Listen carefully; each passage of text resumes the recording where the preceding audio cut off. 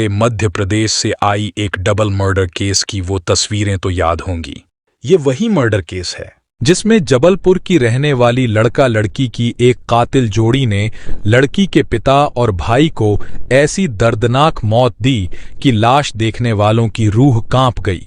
कत्ल की ये वारदात 15 मार्च को हुई थी, लेकिन अब इस वारदात के 75 दिनों बाद पुलिस ने आरोपी लड़की को हरिद्वार से पकड़ा है। हरिद्वार से नाबालिग प्रेमिका के पकड़े जाने के बाद मुकुल सिंह टूट गया था। उसको अंदेशा था कि कहीं प्रेमिका पिता और भाई के डबल मर्डर का दोषी उसे न बता दे। इस डर से उसने जबलपुर पुलिस के सामने गुरुवार की रात को सरेंडर कर दिया।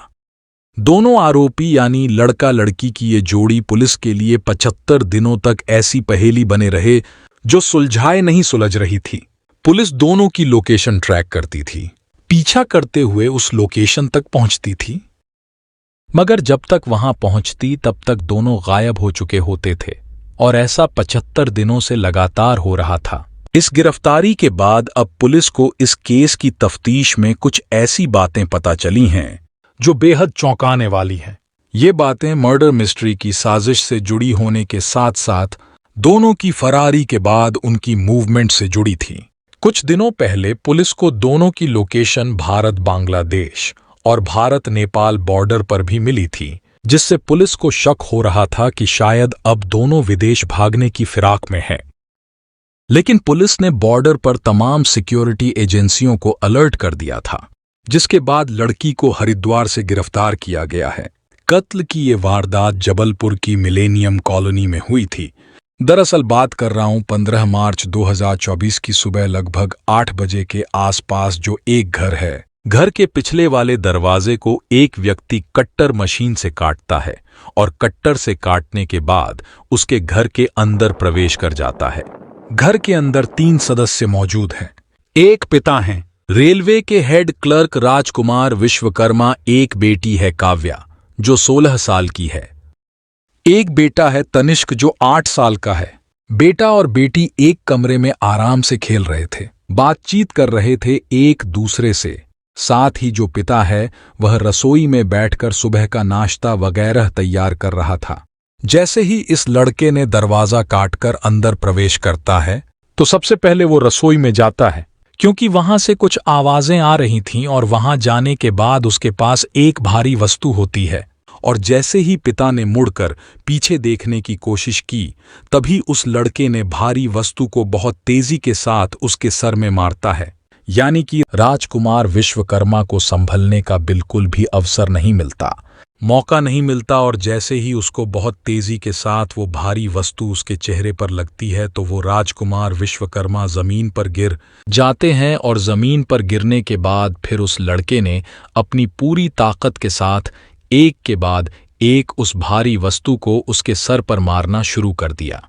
यानी कि वो इतनी तेजी से मार रहा था कि उसके जो सर था, उसकी जितनी भी हड्डियां थीं वो चकनाचूर हो जाती हैं। अब पिता की सिसकियों की आवाजें, उस भारी वस्तु की आवाजें सर पर पड़ रही थीं, तो वो कमरे तक भी पहुंच जाती है। और कमरे में राजकुमार विश्वकर्मा का 8 साल का बेटा तनिष्क आवाजों को सुनकर कमरे से बाहर निकालता है। और जब रसोई की तरफ उसकी नजर पहुंचती है तो देख रहा है कि एक व्यक्ति है जिसका नाम मुकुल है। मुकुल वो जो पड़ोस में रहता है, वो उसके पिताजी को मार रहा है। वो 8 साल का लड़का मुकुल के पास जाता है, उसके पैरों में गिर जाता है, पैरों में गिड़गिड़ाते हुए कहता है कि मेरे पापा को मत मारो। यानी कि वो रोने लगता है, लेकिन मुकुल बिल्कुल भी उसकी बात नहीं सुनता और जब तक उसका मन करता है तब तक उस व्यक्ति को मारता रहता है, जब तक उसके पिता की हलचल बंद होने तक मारता रहता है। फिर तनिष्क के सर पर एक वार करता है और दूसरा वार उसके कंधे पे करता है। 2 बार वार होते ही 8 साल का वो बच्चा उसे बर्दाश्त नहीं कर पाता और जमीन पर गिर जाता है। इसके बाद एक के बाद एक फिर से वार करना शुरू कर देता है। पहले तो उसने उसको पिता को मारा, बाद में उसने उसके बेटे को मारा। अब इन आवाजों को सुनकर जो राजकुमार विश्वकर्मा लड़की काव्या कमरे के अंदर मौजूद थी, वो कमरे में से बाहर निकलती है। बाहर निकाल के उसने अपनी आंखों से जो दृश्य देखा, जो नजारा देखा, उसे देखने के बाद उसकी भी चीख निकल जाती है। वो काव्या जब चीखने की कोशिश कर रही थी तब उसे कहता है कि चीखने की बिल्कुल भी कोशिश मत करना। इसके बाद उस मुकुल ने जो जगह जगह चारों तरफ ब्लड फैल चुका था, 2 लाशें पड़ी हुई थीं, उसको समेटने की कोशिश कर रहा था और उन लाशों को पॉलिथीन में पैक करने लगा। तभी काव्या से कहता है कि तुम्हारे पिताजी कुछ नाश्ता बना रहे थे। मैं जितनी देर में इस सामान को समेटता हूं, इन लाशों को समेटता हूं, तुम तब तक नाश्ता तैयार करो। काव्या रसोई में जाती है और आराम से नाश्ता तैयार करना शुरू कर देती है और जैसे ही नाश्ता वो तैयार कर देती है, मुकुल अपने हाथ पैर धोता है। उसके बाद फिर आराम से बैठकर नाश्ता करता है और नाश्ता करने के बाद लाशों को ठिकाने लगाने की प्रक्रिया शुरू होती है। मुकुल ने पहले से ही इन दोनों लाशों को पॉलिथीन में पैक कर दिया था। क्योंकि बच्चा वो छोटा था इसलिए उसने उस तनिष्क की लाश को फ्रिज के अंदर पैक कर दिया। साथ ही जो आदमी था उसे पैक कैसे करे समझ नहीं आ रहा था, इसलिए उसने उसको पॉलीथीन के अंदर वैसे ही छोड़ दिया और वहां से फिर नाश्ता करने के बाद दोपहर 12:23 पर उस कमरे को छोड़ देता है और काव्या से कहता है कि तुम्हें मेरे साथ चलना पड़ेगा। जब काव्या यहां से निकल रही थी तब उसने 14 सेकंड का एक ऑडियो मैसेज बनाती है और मैसेज बनाने के बाद व्हाट्सएप पर अपनी ही चचेरी बहन आरती को मैसेज करती है और कहती है कि जो पड़ोस का एक लड़का है जिसका नाम मुकुल सिंह है, उसने पापा और भैया दोनों को मार दिया है। इतना कहने के बाद वहां से उस लड़के के साथ आराम से निकल जाती है। काव्या जब घर से गई थी तो अपना मोबाइल छोड़ जाती है, अपनी मां का मोबाइल ले जाती है और पिता का डेबिट कार्ड ले जाती है। दोनों लगभग 4 बजे के टाइम पर वहां से जाते हैं। दूसरी ओर आरती अपने मोबाइल का जब नोटिफिकेशन चेक करती है तब उसने देखा कि उसकी जो चचेरी बहन है जिसका नाम काव्या है, उसने 14 सेकंड का मैसेज भेजा है। जैसे ही उसने उस वॉइस मैसेज को डाउनलोड किया, डाउनलोड करने के बाद आराम से सुनने की कोशिश कर रही थी तो पता चलता है कि काव्या के पापा और तनिष्क को पड़ोसी मुकुल सिंह ने मार दिया है। और इतना सब कुछ को सुनने के बाद उस लड़की के भी होश उड़ जाते हैं। जल्दी से वो अपने पापा से कहती है, पापा देखो काव्या का मैसेज आया है, कुछ न कुछ गड़बड़ हुई है। जैसे ही आरती के पापा ने यह बात सुनी तुरंत ही उन्होंने जबलपुर में अपने दोस्त को फोन किया।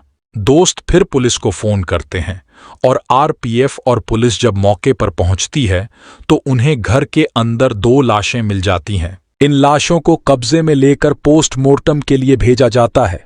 तभी आसपास के लोग भी जमा होते हैं। वो लोग पुलिस को कहते हैं कि इस घर में 3 लोग थे, इनकी बेटी काव्या कहीं नजर नहीं आ रही है।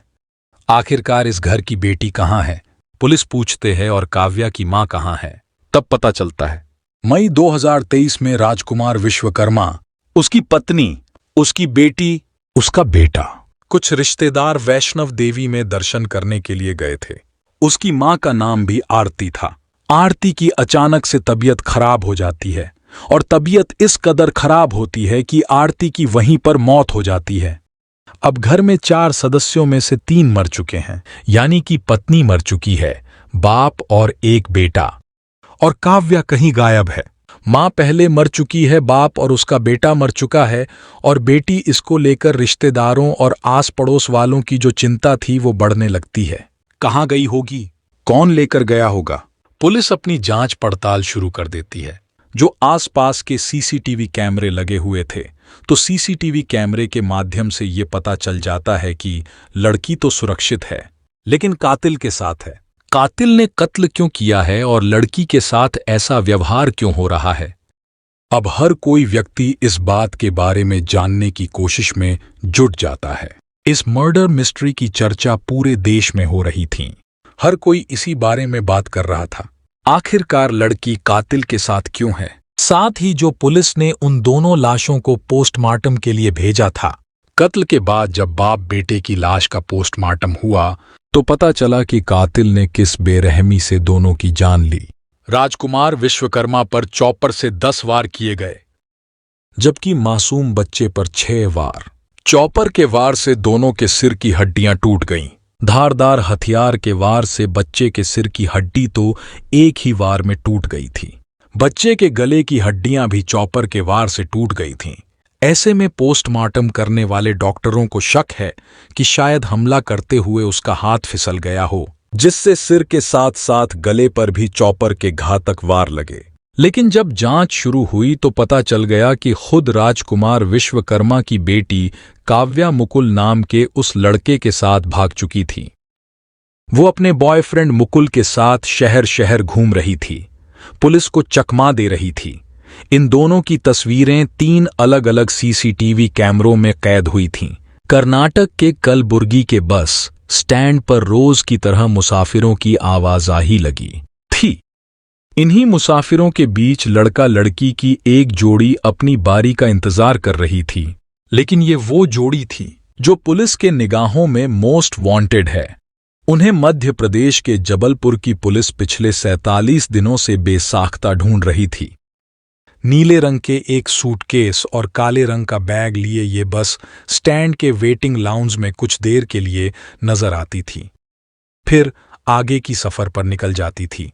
कलबुर्गी से 1494 किलोमीटर दूर भगवान कृष्ण की जन्मभूमि मथुरा। वक्त था दोपहर के 12 बजे का। कलबुर्गी की तस्वीरों के ठीक 23 दिन बाद वही मोस्ट वांटेड जोड़ी यहां भी नजर आती है। यहां दोनों की तस्वीरें 3 अलग अलग सीसीटीवी कैमरों में कैद हुई थीं। एक सीसीटीवी फुटेज में दोनों एक दुकान के बाहर नजर आते हैं। लड़का कुछ देर के लिए दुकान के अंदर दाखिल होता है, जबकि लड़की उसका इंतजार करती रहती है। दूसरे फुटेज में लड़का एक एटीएम बूथ के अंदर रुपये निकालने के लिए अपनी बारी का इंतजार करता हुआ दिखता है। तीसरी और आखिरी फुटेज में दोनों कृष्ण जन्मभूमि के गेट के पास नजर आते हैं। मथुरा के ठीक अगले ही दिन कातिल जोड़ी की तस्वीरें चंडीगढ़ के आईएसबीटी में कैद हुई थीं। दोपहर का वक्त मोस्ट वांटेड जोड़ी आईएसबीटी से अपने किसी नए सफर की शुरुआत करने जा रही थी। लेकिन अब दोनों के पास लगेज पहले से ज्यादा हो चुका था। यहां दोनों के साथ 5 अलग अलग बैग थे। एक ब्लू सूटकेस, काले रंग का एक पिट्ठू बैग, लाल रंग का एक बैग, एक स्लिपिंग बैग और एक पाउच। यहां भी पुलिस को दोनों के 4 अलग अलग सीसीटीवी फुटेज हाथ लगे थे। लेकिन ये जोड़ी अब भी पुलिस और कानून के शिकंजे से बाहर थी। यानी कदम कदम पर पुलिस बेशक इस मोस्ट वांटेड कपल का पीछा कर रही हो, लेकिन हकीकत यही थी कि हर जगह पर पुलिस के पहुंचने से पहले ही दोनों फरार हो जाते। ये और बात थी कि अब पुलिस को उम्मीद थी कि दोनों के पास पैसों की कमी होने लगी है और ऐसे में दोनों जरूर ऐसी कोई ना कोई गलती करेंगे जिससे पुलिस उन्हें गिरफ्तार करने में कामयाब हो जाएगी। 3 अलग अलग शहरों की अलग अलग लोकेशन पर सीसीटीवी कैमरों में रिकॉर्ड हुई कालित जोड़ी पिछले 75 दिनों से पुलिस को पानी पिला रही थी। इस केस के दोनों आरोपी पुलिस के लिए एक ऐसी पहेली बन गए थे जो सुलझाए नहीं सुलझ रही थी। पुलिस दोनों की लोकेशन ट्रैक करते हुए पहुंचती, उससे पहले वो गायब हो जाते थे। ऐसा 75 दिनों से बार बार हो रहा था। लेकिन अब पुलिस को इस केस की तफ्तीश में कुछ ऐसी बातें पता चली थीं जो चौंकाने वाली थी। ये बातें मर्डर मिस्ट्री की साजिश से जुड़ी होने के साथ साथ दोनों की फरारी के बाद उनकी मूवमेंट से जुड़ी थी। असल में मुकुल के साथ इस लड़की की पुरानी दोस्ती थी, जिस पर लड़की के घर वाले ऐतराज किया करते थे और समझा जाता है कि दोनों कत्ल के पीछे यही वजह रही। इस मामले की तफ्तीश करते हुए पुलिस को पता चला है कि इस कत्ल की साजिश मुकुल सिंह ने कत्ल से काफी पहले रच ली थी और करीब महीने भर से वो इस कत्ल की प्लानिंग कर रहा था। पुलिस की माने तो इस साजिश में खुद राजकुमार विश्वकर्मा की बेटी भी मुकुल सिंह का साथ दे रही थी। मुकुल ने करीब महीने भर पहले से कत्ल के लिए हथियार और दूसरा साजो सामान खरीदना शुरू कर दिया था। लेकिन वो इतना शातिर था कि उसने ये सामान किसी लोकल स्टोर से नहीं बल्कि ऑनलाइन खरीदा ताकि मैन टू मैन कांटेक्ट न के बराबर हो और उसे ट्रेस करना मुश्किल हो जाए। इस कातिल जोड़ी ने सबसे पहले 2 चॉपर खरीदे और इनकी डिलीवरी के लिए अपने घर का पता देने की जगह रेलवे स्टेशन के नजदीक के एक और मकान का पता दे दिया। इसके बाद डिलीवरी बॉय से कांटेक्ट कर चॉपर कलेक्ट कर लिया। इन चॉपर को मुकुल ने अपने घर में नहीं बल्कि अपने घर के गैरेज में छिपा दिया था। इसी तरह मुकुल ने गैस कटर और हैंड ग्लव्स जैसी चीजें भी ऑनलाइन खरीदी थीं, जिनका इस्तेमाल उसने कत्ल करने और सबूत मिटाने के लिए किया था। कई महीनों की प्लानिंग के बाद 15 मार्च की सुबह 8 बजे के आसपास आरोपी मुकुल सिंह ने अपनी प्रेमिका के साथ मिलकर उनकी हत्या कर दी। इसी बीच प्रेमिका का 8 साल का भाई तनिष्क अपने पिता को बचाने के लिए आया तो मुकुल ने धारदार हथियार के प्रहार से उसकी भी हत्या कर दी। दोनों आरोपियों का इरादा शव को टुकड़े टुकड़े करके ठिकाने लगाने का था, लेकिन खून देखकर वे डर गए। कत्ल के बाद उन्होंने दोनों शवों को पॉलीथीन में पैक किया, भाई के शव को फ्रिज के अंदर रख दिया। आरोपियों ने घटना के बाद खून साफ किया, घर में अगरबत्ती लगा दी ताकि शव की बदबू आसपास न फैले। जांच में पता चला कि आरोपी मुकुल सिंह के 2 बैंक अकाउंट हैं, लेकिन उनमें ज्यादा पैसे नहीं थे। पर राजकुमार विश्वकर्मा की बेटी अपने पिता का डेबिट कार्ड और मां के जेवर लेकर निकली थीं। दोनों इसी डेबिट कार्ड से अब तक अलग अलग शहरों में घूम घूम कर पैसे निकाल रहे थे। वो जिस शहर में पैसे निकलते थे वहां फोन स्विच ऑफ कर देते थे, जबकि नई जगह पहुंचने पर फोन फिर से ऑन होता था। पहले तो पुलिस ने उन्हें ट्रैक करने के लिए उनके बैंक खातों को खुला ही रहने दिया, लेकिन जब उन बैंक खातों में जमा पैसे भी खत्म हो गए तो पुलिस ने वो अकाउंट फ्रीज करवा दिया। पुलिस को ये भी पता चला कि राजकुमार विश्वकर्मा के बैंक खातों की जांच से ये क्लियर हुआ है कि कत्ल के बाद पहले 4 दिनों में यानी 15 मार्च से 18 मार्च तक यूपीआई के जरिए उनकी बेटी ने उनके खाते से 1,28,000 रुपये निकाले थे। लेकिन अलग अलग जगह रुकने के दौरान ये पैसे लगातार खर्च होते रहे और इसी वजह से मुकुल और उसकी गर्लफ्रेंड की मुश्किलें बढ़ गईं। मुकुल सिंह के पास पैसे खत्म हो चुके थे। वह अपनी प्रेमिका के साथ रहने खाने तक के लिए मोहताज हो गया था। आरोपी नाबालिग बेटी के पास मृतक का एटीएम कार्ड था, जिसे बाद में पुलिस ने फ्रीज करवा दिया था। पैसा खत्म होने के बाद दोनों हरिद्वार के एक निःशुल्क आश्रम में रहे थे। पुलिस द्वारा सोशल मीडिया और न्यूज माध्यमों के अलावा उनके वांटेड होने के पोस्टर भी जगह जगह लगवाए गए थे। इन पोस्टर्स में तस्वीर देखकर हरिद्वार के स्थानीय लोगों ने उन्हें पहचान लिया और एक स्थान पर रोक लिया। जब तक लोगों की सूचना पर हरिद्वार पुलिस उन्हें पकड़ने के लिए पहुंचती, तब तक मुकुल गायब हो गया। हरिद्वार में लोगों की भीड़ ने लड़की को पकड़ रखा था और वह मुकुल के साथ भाग नहीं पाई। स्थानीय पुलिस ने उसे अपने कब्जे में ले लिया।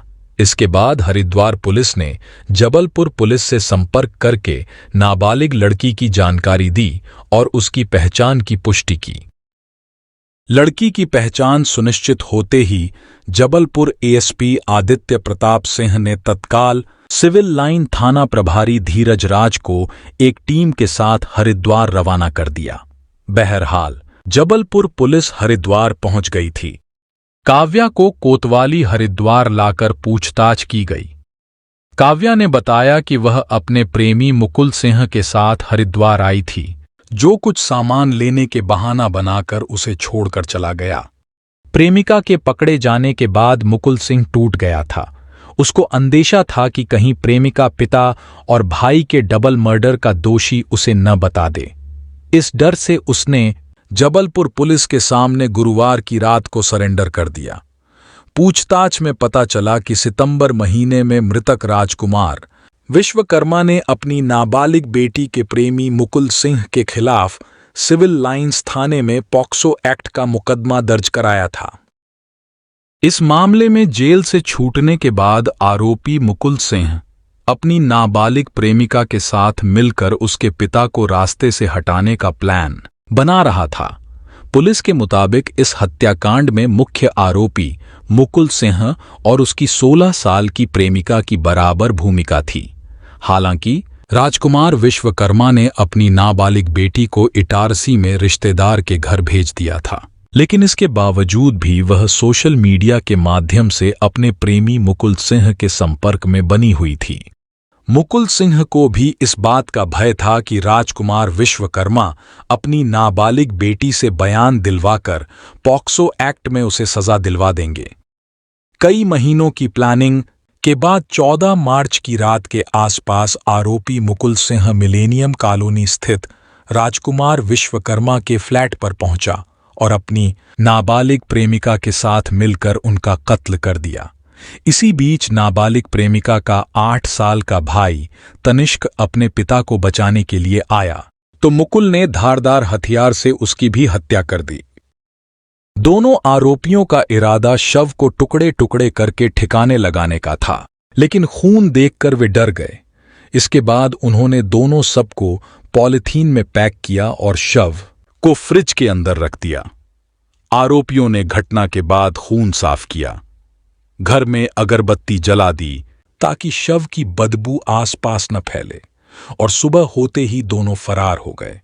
फिर दोनों आरोपियों ने देश के अलग अलग राज्यों में रहे और जब पैसा खत्म हो गया तो हरिद्वार के एक आश्रम में शरण ले ली। अब इस हत्याकांड के दोनों आरोपी पुलिस की गिरफ्त में आ चुके हैं। दोनों ने हत्या करना कबूल कर लिया है। हत्या के पीछे मुख्य मकसद प्रेमिका के पिता को रास्ते से हटाना था, लेकिन इस चक्कर में भाई को भी मौत की घाट उतार दिया। एसपी आदित्य प्रताप सिंह ने बताया कि दोहरे हत्याकांड का मुख्य आरोपी मुकुल की योजना एक कुख्यात अपराधी की तरह थी। मुकुल के इरादे बेहद खतरनाक थे। हत्या का सिलसिला पिता तक रुकने वाला नहीं था। मुकुल के इरादे थे कि उसे 5 लोगों को मौत के घाट उतारना है, और इसीलिए मुकुल ने अपने सीने पर 5 नरमुंड वाला शैतानी टैटू भी बनवा कर रखा था। अब इस सब के पीछे बड़ी वजह यह थी कि मुकुल के खिलाफ नाबालिग लड़की के पिता ने रेप का मामले में जेल पहुंचा दिया था।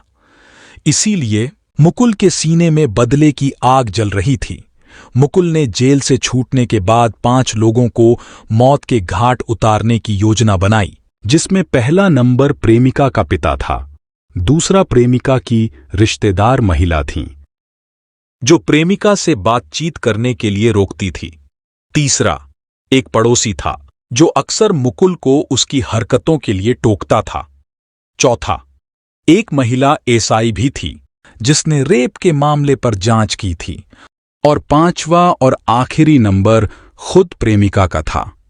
मुकुल को डर था कि प्रेमिका भी उसके खिलाफ रेप के मामले में बयान दे सकती है।